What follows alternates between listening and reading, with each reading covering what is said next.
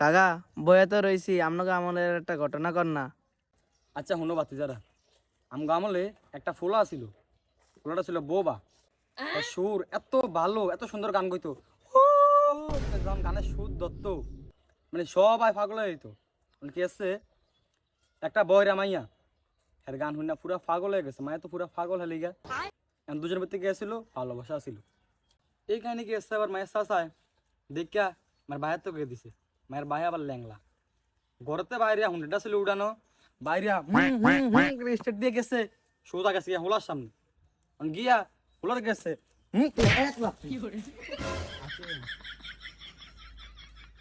হের মায়ের ভাই গেছে, হোলাটার হুন্ডা রিস উঠাইছে, হুন্ডাটা স্টার্ট দিল, দিয়ে লেগে গেছে বিচার করতে, বিচার করবো।